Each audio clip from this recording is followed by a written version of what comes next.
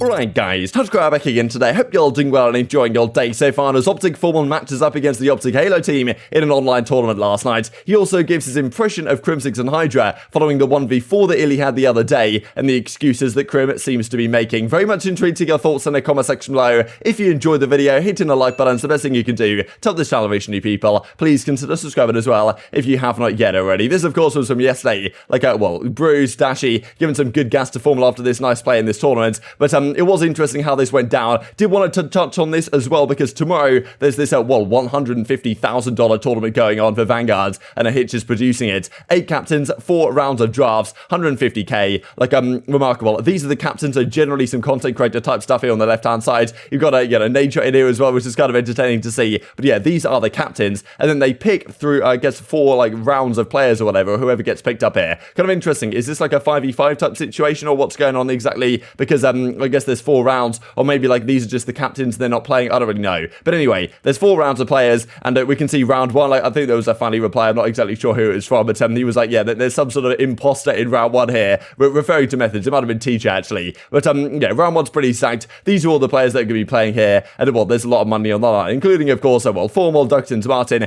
There's some there's some good names in this one. Of course, FormaL was having a pretty good time last night, playing on the Halo side. Wanted to run through some of the Scrim results from yesterday, so shout out CDL Scrim Intel, chucking this stuff up on the timeline. This was pretty brutal, not gonna lie, from the from the FaZe versus Paris side. Kind of funny really, no idea stream wasn't on for map 1, but I think he still gives the map to FaZe regardless, even though I'm not sure exactly who won map 1, but he still gives the 6-0 to FaZe. But probably that's likely looking at these results, because over time it seems that they probably lost a bit of full. I mean, Berlin 250-61, Gavutu 250-71, Bocage even, that's the thing, Bocage usually is a map, it's kind of mixy, you can get some decent points on it, 250-91, and yeah, so far it's not looking too good for the Paris guys, but yeah, FaZe obviously, despite not really enjoying the game, seem to be having decent results still in their scrim sets right here. This also OpTic versus Surge. So far, Seattle have been looking pretty damn good here in Vanguard, it seems. Now, they played against OpTic last night. Maps generally very close. Berlin and Gavutu went the way of the Surge guys, because right now, that's the thing, there's kind of 4 maps in the game. You basically just have to play a couple of scrim sets, right? Because there's no third game mode right now, so what do you even do?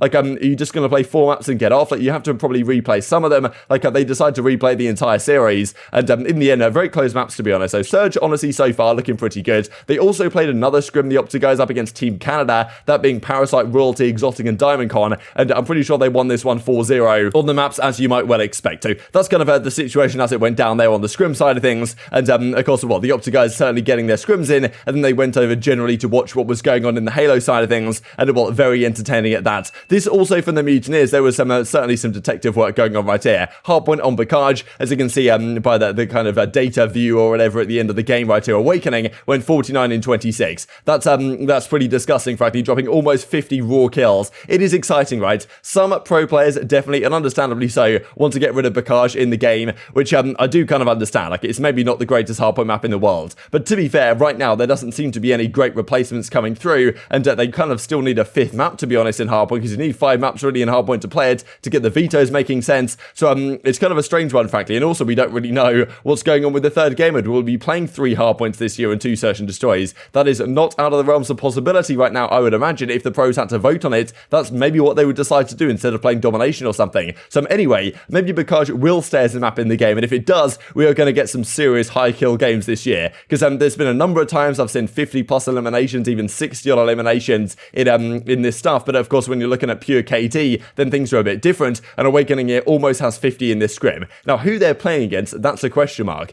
I think most people are doing the detective work and thinking this probably is the subliners, just because if you look at this, this is very short, number 6 is really short, this can only be 2 or 3 letters, which and really looking at skies, it's probably only 2 letters right here, so people are thinking this is C6, and you can kind of see the little the bottom of the letters here at the bottom here. So this, I think people are thinking is Neptune with the P at the bottom here, 3 letters in, and then this could be Clayster with the Y, 4 letters in, which kind of adds up as well, and then this could be Hydra, right, which makes sense also in terms of name length. So it does seem to be New York, and Crim and the boys getting kind of bodied here, and Awakening getting the job done, but that may be a different story when things actually start for the season. This though was OpTic Update Say last night, pretty remarkable frankly, that OpTic FormaL right now is playing with the Space Station Gaming team in the Halo side, and that they played last night in this pretty big, another online Halo tournament, one of these Raleigh 2K qualifier type things from for the event in a little bit of time. And they end up playing against the OpTic Halo team. The OpTic Halo team are disgusting, right? Like the best team in the game right now. They won the first tournament we looked at last week, and now they actually play up against FormaL and the guys. And kind of remarkable, like there was a load of watch parties going on for this. In the end, FormaL just about falls short. GG's to E United and OpTic. Think that ends our run this week. Finished top 6. Not bad, all things considered. Feels great to be back in Halo. So pretty cool to see FormaL still competing here. And people very much engaged with the competitive Halo scene at the present time. And also it helps when the OpTic team are absolutely dominating things. We'll have a look at that here in just a second. But firstly, wanted to mention what FormaL was also doing on stream last night with regard to a clip that came out a couple of days ago. Well, it was this clip we actually looked at, right? So Illy clutches this nasty 1v4 5-5 in this kind of a search and destroy chow they do, $1,000 each. And this was like kind of the key kill that was being discussed here when Crim goes down and Hydra maybe made a bad call out or whatever the situation was. We looked at that response that Crimsix gave a couple of videos ago, like how he was frustrated with Hydra and these type of situations. And FormaL gives effectively his impression of the situation to I thought this is also kind of funny between Crimsix and Hydra. So it seems like generally the vibes in the team are pretty good, but FormaL kind of gives his impression of the guys and kind of talking about the excuses that Crimsix seems to give, and just like a general feature really right now, at least it seems, with this subliners roster. There's Crimsix and Clayster, they sometimes they do deflect the blame a little bit to the rest of their teammates. We certainly heard that rumoured last year that Clayster was getting very frustrated with the young guys on his team. You'd imagine that Crimsix and Clayster and like the coaching staff on that team will get that type of stuff under control, but certainly a big discussion point right now, and FormaL jumping on the bandwagon. Doggos, like 15. Yeah, they got a 1v4 versus NY the other day I watched. That was pretty good. Yeah, round 11. OJ coin. I was watching their broadcast to hear every day. I was watching their broadcast to hear Crim's excuses. They're so funny. Oh my dude, God. He gets pissed at Hydra all the time. He's like, Paco! And he was so good. He's like, dude. Anytime Crim screams at Paco, English, bro. Like, what are you saying? He's like, yeah, Paco. What the is oil? Like, he gets so mad at Paco. Paco's like, I killed 2.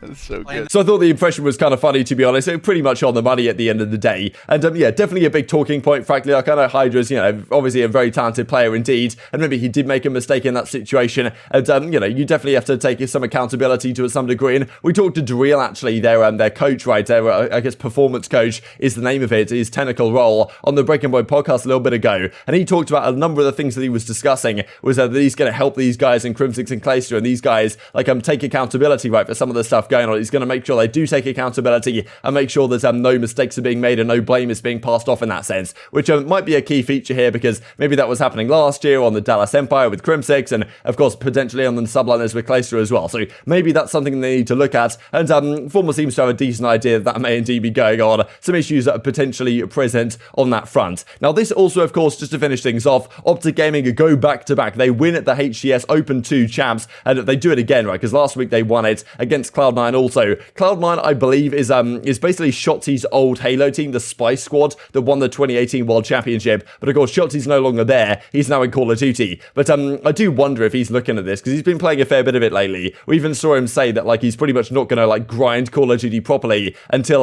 the third game mode is announced, and who knows when that's going to happen. But I mean, still, typical performance for the boys, he said. Maybe he's getting that kind of, like, competitive itch, right, to play competitive Halo again, which I wouldn't be surprised at, but hopefully not the case, right? Hopefully he stays in Call of Duty. But Halo is pretty good right now, to be honest. The OpTic guys end up winning it, and as Scump says, let's go, boys. Pistola, Lucid, Trippy. Like, Lucid and Trippy are absolutely disgusting, to be honest, and APG as well, of course. Some serious OGs on this squad. But yeah, congrats to these gentlemen. A load of traction on this. Like, everything's kicking off on the timeline about Halo, it seems, every single day at this point. And it is really good to see, to be honest, to see, another esports, at least in the same kind of space, being really competitive with Call of Duty. Mixing things up, showing the CDL kind of how it's done, and hopefully some improvements will be made going forward to Call of Duty as a result of this type of stuff. Now, if you guys watched the CSGO, like the kind of the Blast Premiere finals yesterday, you guys may well have seen this, where there was a load of drama going on, frankly, with the crowd. They were, it was a Danish crowd, it was in Copenhagen, and the Vitality guys were playing up against Astralis, the Danish team, and there was a lot of talk about the cheating really going on from the crowd, you could say. Whenever anything was happening really, where like Vitality were in a good position, or Apex was trying to make a flank or something, like the crowd would make a lot of noise to try and reveal that that, to the players. Now, this was catching a lot of criticism, and understandably so. I haven't really seen a crowd this biased in a very long period of time.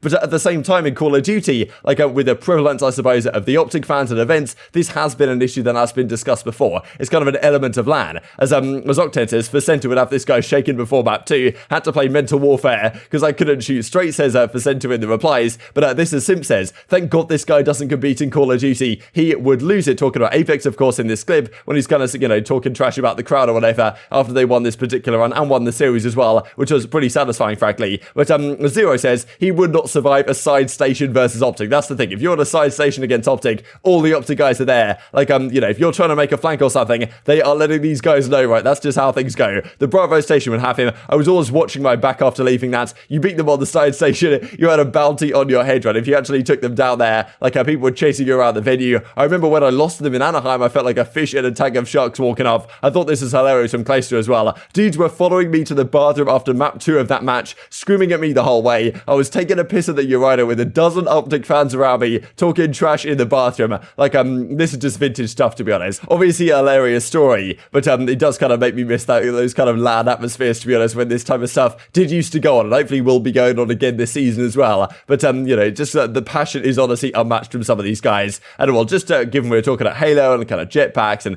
these type of eras, the best part about jetpacks, I mean, look at this, right? This image really brought back some good memories here on evac uplink, but I throw it in the portal. Like, I mean, honestly, some of the lineups, the one lineups on this map were just so good. I think it says Tommy actually here at the top. So I suppose European Pro League action at the time when he was on Millennium. Good times, most certainly. But very much intrigued to your thoughts on all this stuff in the comment section below. Hope you guys enjoyed the video. If you did enjoy it, hit the like button, tell us the YouTube gods this is a good video. Others like you should see it as well. And upgrade the competitive Call of Duty community. Thank you as always. Take care. And I will see you next time.